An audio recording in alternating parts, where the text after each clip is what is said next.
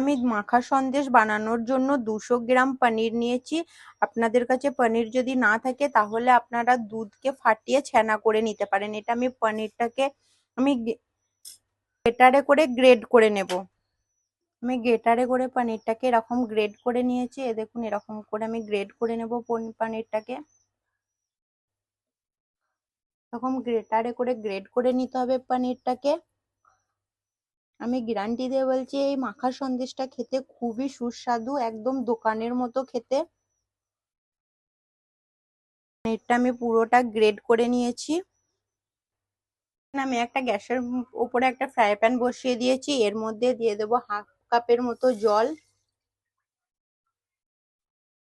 Half cup জলের মধ্যে দিয়ে দেবো হাফ কাপের মতো গুঁড়া দুধ। এটা আমি একটু মিক্স করে নেব, একটু জাল করে ঘন করে নেব। আর এর মধ্যে দিয়ে দেব 1 চামচের মতো ঘি।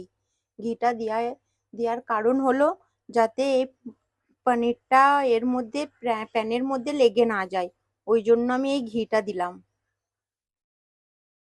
দেখুন দুধটা আমার গাঢ় হয়ে গেছে। এখানে গ্রেড করা পনিরটা আমি দিয়ে দেব দুধটার মধ্যে।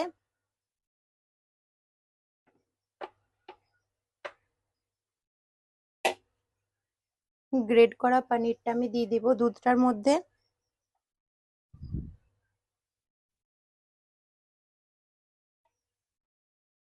পনিরটা দিয়ে দুধটার মধ্যে একটু ভালো করে মিক্স করে নেব।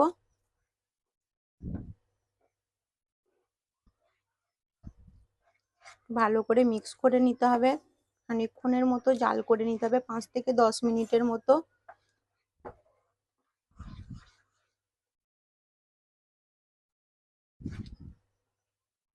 দেখুন আমার ছানাটা কতটা গাঢ় হয়ে এসেছে।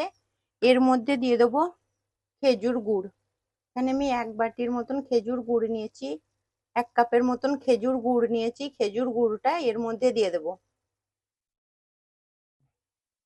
এটা ভালো করে মিক্স করে নেব। দেখুন কালারটা কতটা সুন্দর এসছে, দেখতেও খুব সুন্দর।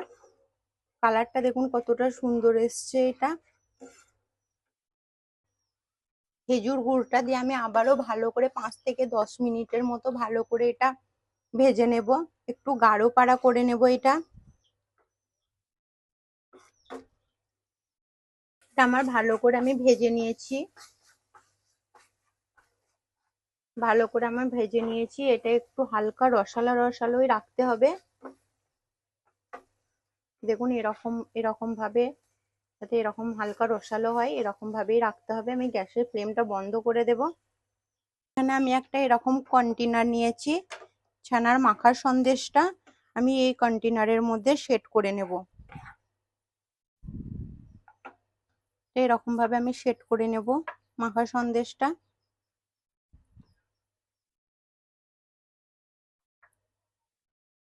এটা আমি সেট করে নিয়েছি। দেখুন এটা আমি ফ্রিজে রেখে দেব 1 ঘন্টার মতো। এমনি আপনারা নর্মালেও রেখে দিতে পারেন 2 ঘন্টার মতো, তাহলে এটা পুরোপুরি সেট হয়ে যাবে। নলেন গুড়ের মাখার সন্দেশ আমার রেডি হয়ে গেছে। দেখুন কতটা সুন্দর, এটা আমার পুরো সেট হয়ে গেছে। কালারটাও কত সুন্দর এসেছে, একদম দোকানের মতো। আপনারা একবার হলেও অন্তত বাড়িতে এরকম মাখার সন্দেশ আপনারা বাড়িতে বানিয়ে নেবেন। আমার এই রেসিপি আপনাদের যদি ভালো লেগে থাকে তাহলে আমার চ্যানেলটা শেয়ার অ্যান্ড সাবস্ক্রাইব করে দেবেন।